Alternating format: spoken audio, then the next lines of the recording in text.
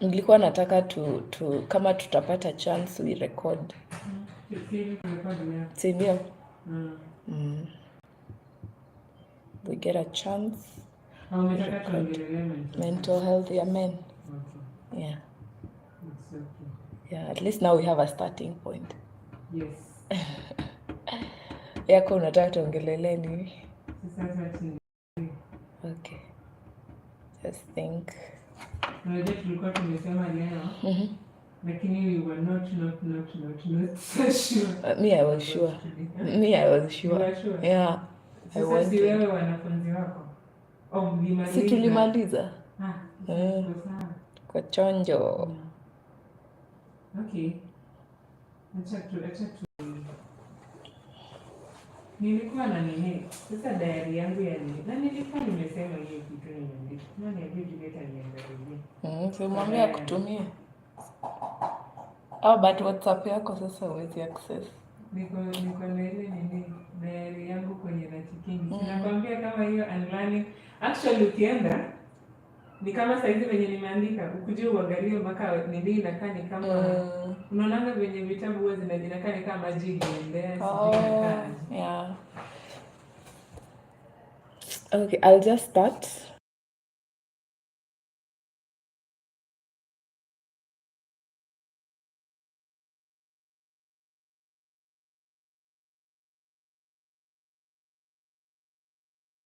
Okay.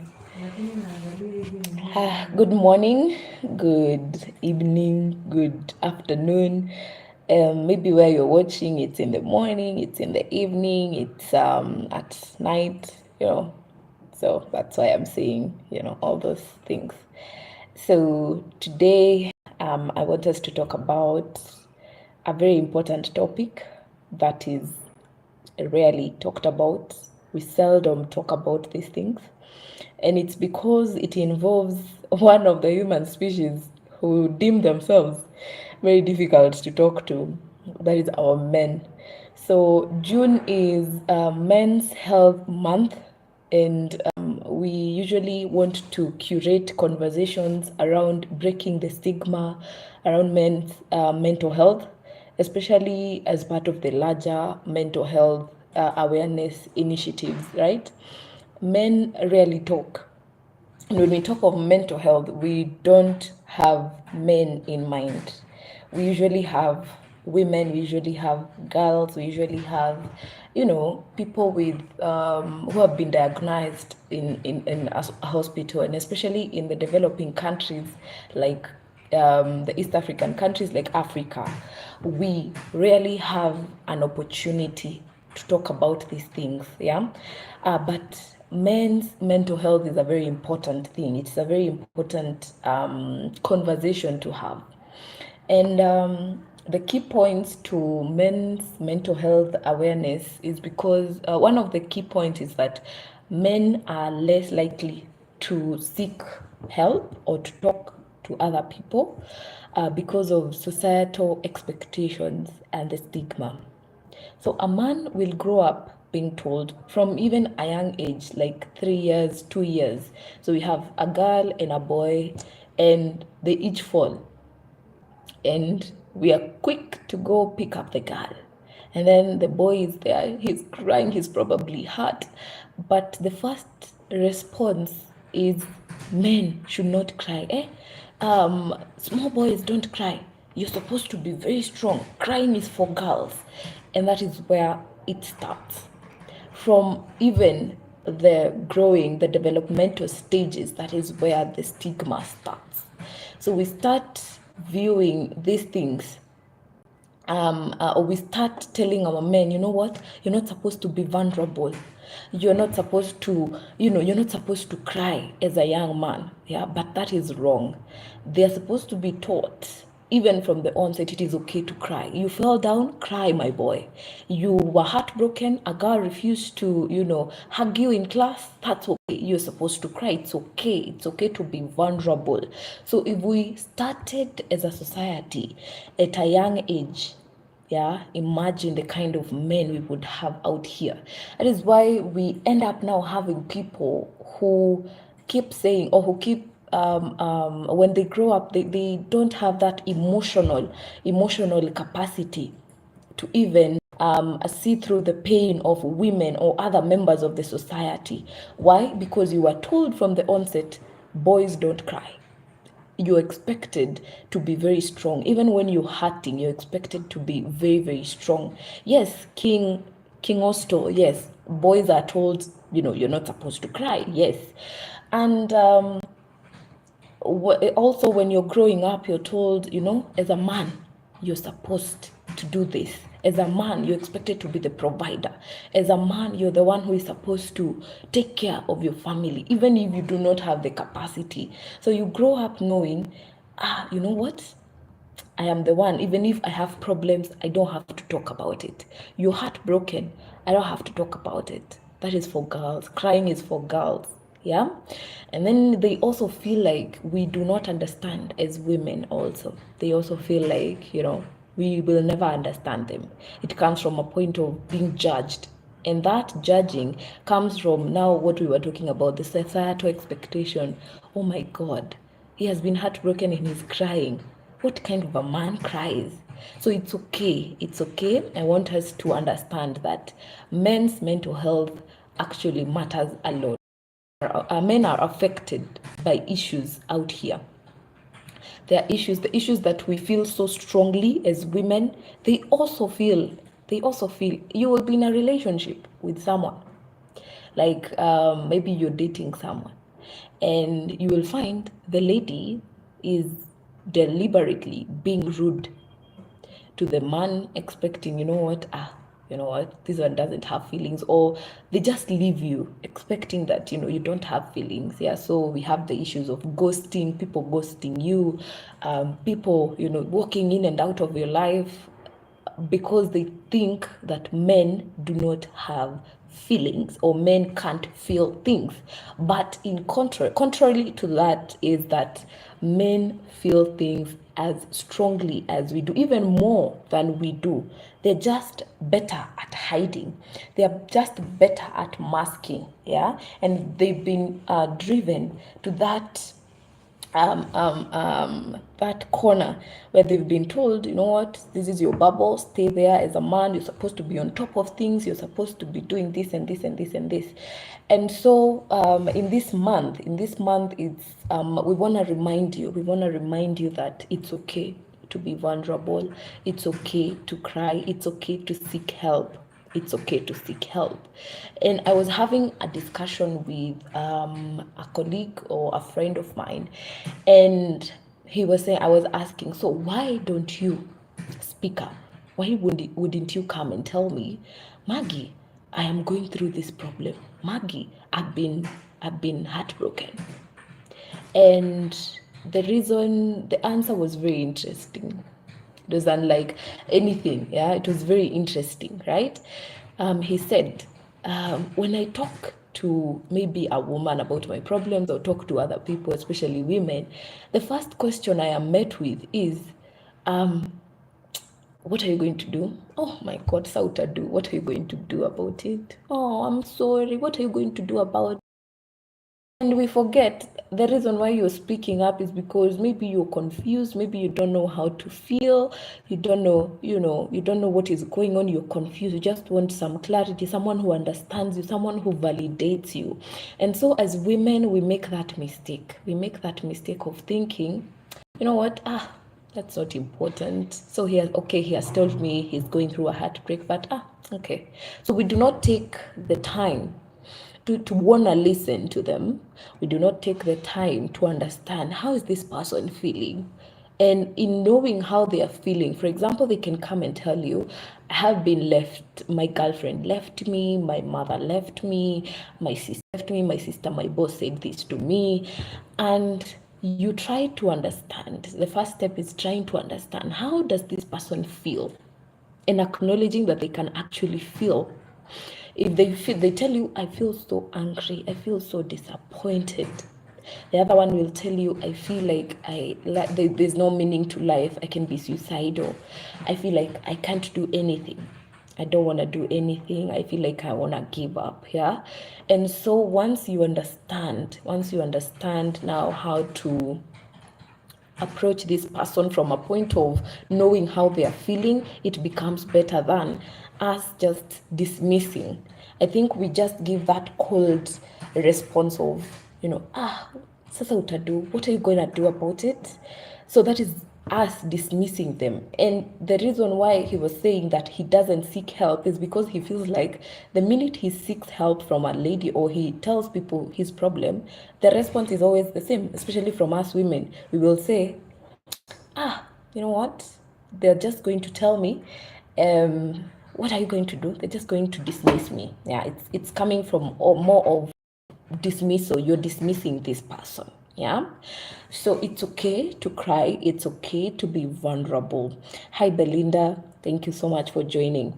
So it's okay to be very, very vulnerable. So, and I would want to have a conversation with more men to understand what is their thought process whenever they're going through issues. What is going through your head? Does it ever get to a point where you feel like the burden is too much and you can actually let it out? Because I feel like men usually think that they are like this superhuman beings who do not have, feelings, who cannot talk, who are like, cushioned from things of life. Yeah, from things of life. What is going on through your head? Does it ever get to a point where you feel like, I can seek help from maybe other people? I can, maybe talk to another man, a fellow man. I can talk to a colleague. Yeah. Does it ever get to that point? Because we have normalized men not crying. We do not normalize men crying. We do not normalize them seeking help or making this available. When we say yes, it is okay to cry, but imagine you as a lady, you're walking randomly. You're walking randomly. I wanna explain how crazy it is, and if we say that we are aware, how aware really are we?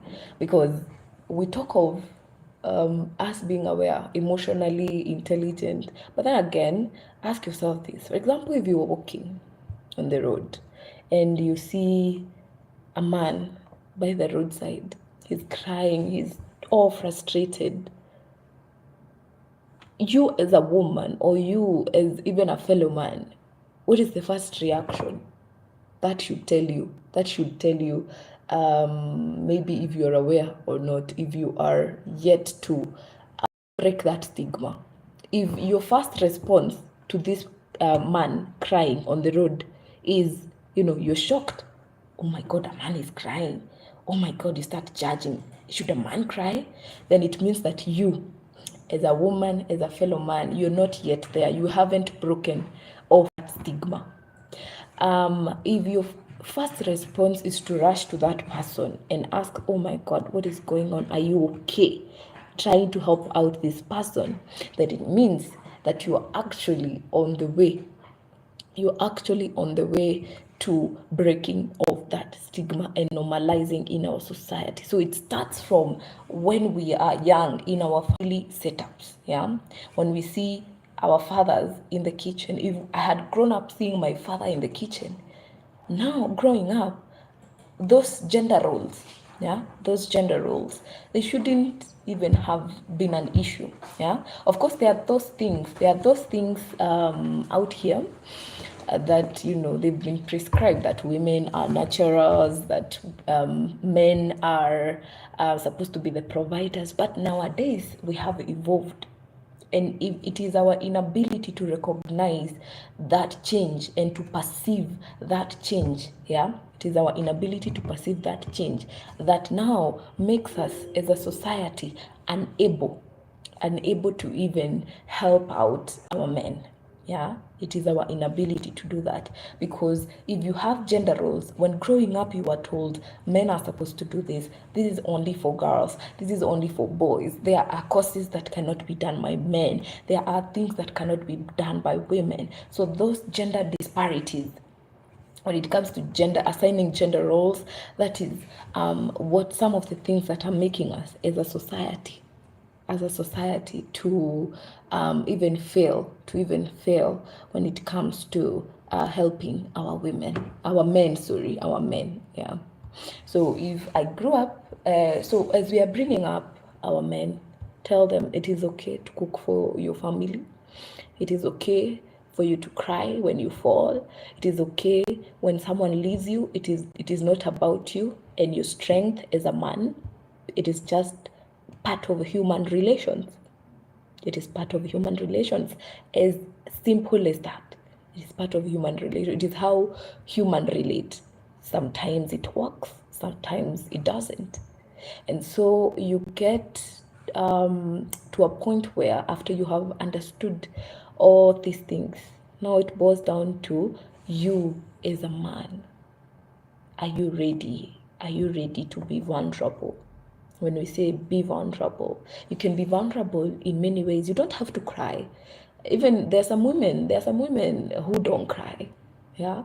That doesn't mean that they are now so masculine. Yeah. There are men who cry. That doesn't mean that we are or you are emasculated. That doesn't have to emasculate you. It doesn't. It doesn't. You crying, you being vulnerable, you talking about your issues just means that you are very strong. You are emotionally aware of what is going on in your head, that you're willing to even talk it out. That is what it means, basically. So as we navigate through men's mental health awareness, it is important for us as a society to make it safe for them. And how do we make it safe for them? By reducing the expectations we have, managing the expectations we have, that if you do not have it figured out as a man by a certain age, you have failed.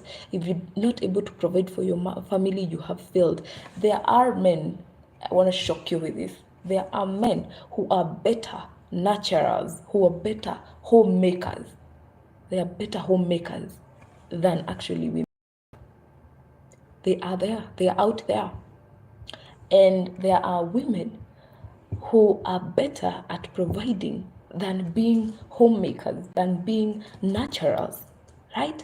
And so when we begin to understand life from that perspective, it becomes very easy, even for us as a society, to start now embracing them, to start now telling them, you know what, it is okay, to start accepting, oh, a man is crying, oh my God, what is going on? A man has been beaten by a woman. Now we start now championing, oh my God, that is bad, that is wrong, yeah, that woman should be arrested. But then again, we see a man beating a woman, and I'm not advocating for that. A man beating a woman, and there's a whole lot of people rallying behind her, telling her, you know, this man should be arrested, he should be jailed forever. But then again, when it happens to men,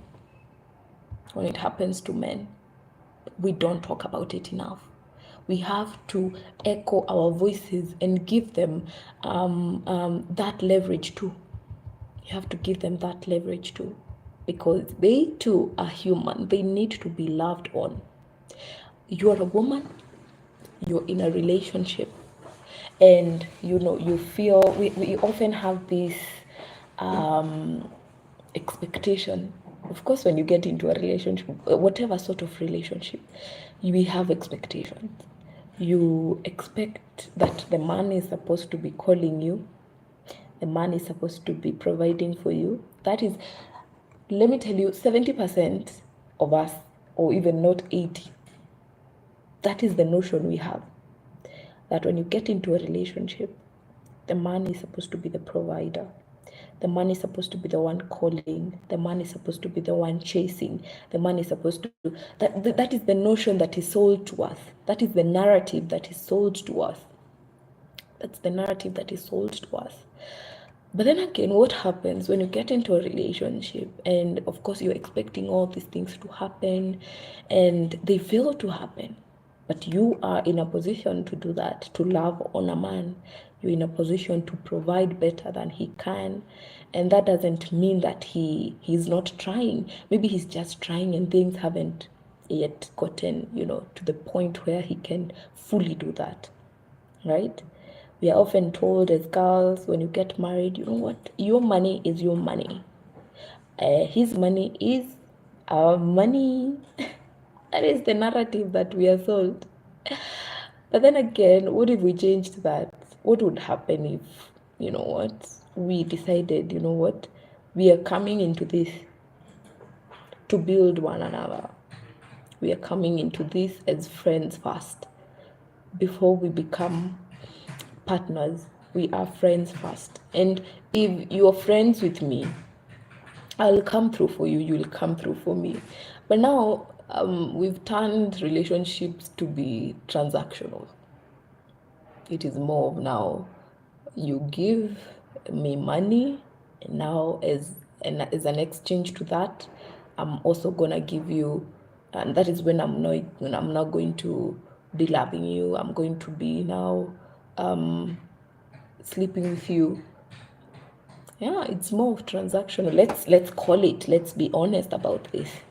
It is when we start being honest with ourselves as society, as individuals, that now we can really confidently have these discussions.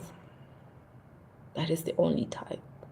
So maybe want to hear from you. What do you think are some of the reasons why men fail to talk out, to speak up? Why is it difficult for them to speak up? Why is it difficult for them to say, you know what, this is happening? I feel like giving up.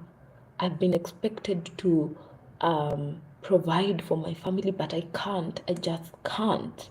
It's so difficult for me. So why is it difficult for them to say that? And I've said some of the reasons, and we should stop as women now that dismissive attitude we have of, what are you gonna do? What are you going to do?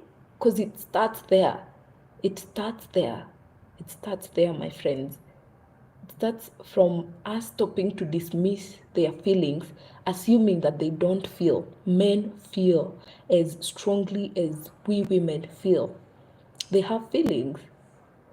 Some of them are even more sensible, or more, what is the word I'm looking for?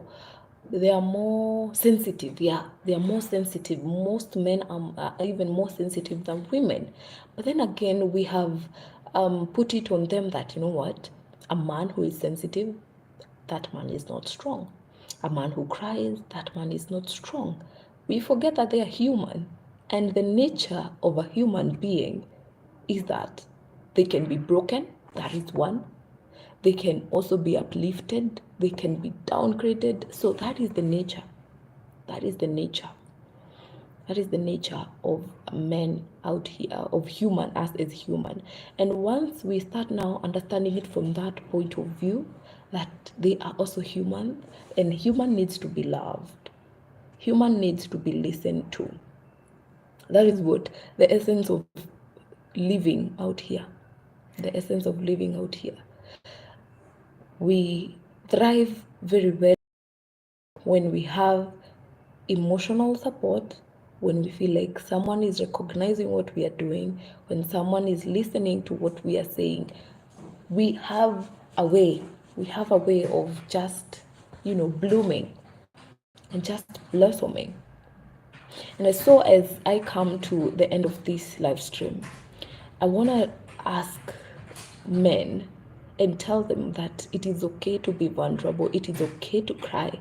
It is okay to seek help. You don't have to die with your problems or stay back with your problems. It is okay. It is okay to cry. It is okay to ask for help. That doesn't make you weak. That doesn't mean that you don't have things figured out. It just means You're human. You're human like us.